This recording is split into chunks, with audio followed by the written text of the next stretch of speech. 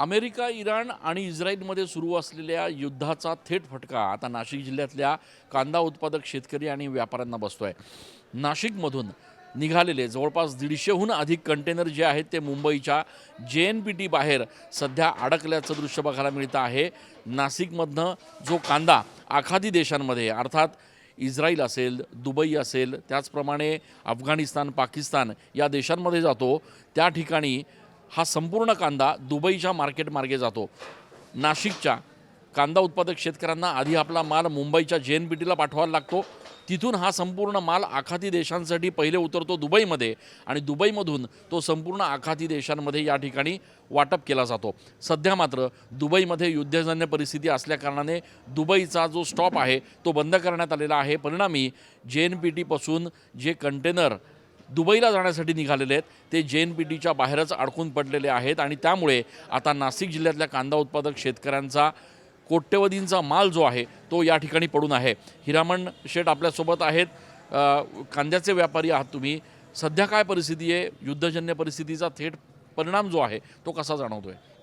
गेल्या शनिवारपासून अमेरिका आणि इराणचं युद्ध चालू झालेलं आहे। त्याचे मुख्य परिणाम असे झाले की दुबई एअरपोर्ट आणि तिथलं शिप पोर्ट त्याच दिवशी पूर्ण बंद झालेलं आहे। रस्त्यामध्ये जेवढा बी माल जाणार होता शिप तिथे अडकून गेलेले आहे, त्याची जी पूर्ण जे लागणारी कॉस्ट ही व्यापारावरती येणार आहे। दुसरी गोष्ट, जी जाणारी बुकिंग होती ती पूर्णपणे रद्द करण्यात आलेली आहे आणि नवीन बुकिंग ते काही घ्यायला तयार नाही आहे। आणि JNPTच्या बाहेर जर बघितलं तर आज आमच्या 150 कंटेनर उभे आहेत ते जाण्यासाठी, परंतु ते स्वीकारत नाही आहे आणि अनिश्चित घोषित आहे का कधी चालू होईल याची त्यांना पण गॅरंटी नाही आहे।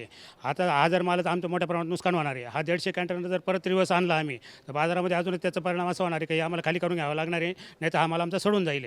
आणि देशात जी परिस्थिती जी आहे का कधी युद्ध बंद होईल किंवा कधी एअरपोर्ट चालू होतील आणि कधी शिप चालू होतील याची अनिश्चितता असल्यामुळे निश्चित याचे बाजारभावावर परिणाम होणार आहे आणि आयात निर्यातीवर याचा मोठ्या प्रमाणात जाणू शकता। गेल्या काही दिवसांपासून कांद्याची बाजारपेठ ही अडचणीत आहे, कांद्याला भाव मिळत नाही आहे, त्याच्यामुळे शेतकरी रस्त्यावर उतरला आहे। असं असताना आता पुन्हा युद्धजन्य परिस्थितीचा फटका बसतोय, किती नुकसान होऊ शकते? असं आहे, पहिले जर बघितलं तर गव्हर्नमेंटच्या धोरणांमुळे तुम्हाला माहिती आहे दरवेळेस काय होतं आपल्याला, आयात निर्यातीचे धोरण आपलं फिक्स नसल्यामुळे निश्चितच त्याला कांद्याला त्याचा मोठा फटका बसतो आहे। आज जर बघितलं तर गेल्या 4 दिवसापासूनच बाजारभाव थोडे कमी व्हायला सुरुवात होती, त्यात आता होळीची गिऱ्हाईक नाही राहते, त्यामुळे मोठे मोठे इतर राज्यातले मार्केट बंद असतात आणि त्याच्यातच अशी परिस्थिती उद्भवली की आता जो बाजारामध्ये शेतकऱ्याचा जो माल येणार आहे याची परिस्थिती अशी होणार आहे आणि जर आमचा माल जर व्यापाऱ्याचा बाहेर जाणार नसला तर त्याचे परिणाम असेच होणार आहे का बाबा 4-5 रुपयाने बाजारभाव अजूनही डाऊन होऊ शकतात। खरं तर आखाती देशांमध्ये नाशिक जिल्ह्यातला 14% कांदा जो आहे तो निर्यात केला जातो। आपण बघतोय की हा कांदा तयार आहे, जो आखाती देशांमध्ये जाण्यासाठी कंटेनरमध्ये देखील नेण्यात आला। JNPT जवळ हे कंटेनर जे आहेत ते आता अडकलेले आहेत, कारण दुबईचं जे पोर्ट आहे ते या ठिकाणी पूर्णपणे बंद करण्यात आलेलं आहे। हे पोर्ट नेमकं कधी सुरू होणार याबाबत अनिश्चितता आहे आणि त्यामुळे आधीच अडचणीत असलेल्या नाशिक जिल्ह्यातल्या कांदा उत्पादक शेतकरी आणि त्या अर्थानं व्यापाऱ्यांना देखील आता येणारे काही दिवस हे अत्यंत अवघड असणार हे यावरून स्पष्ट होत आहे। कॅमेरा पर्सन आकाश शेवलेसह मी चंदन पूजा अधिकारी, TV9 मराठी।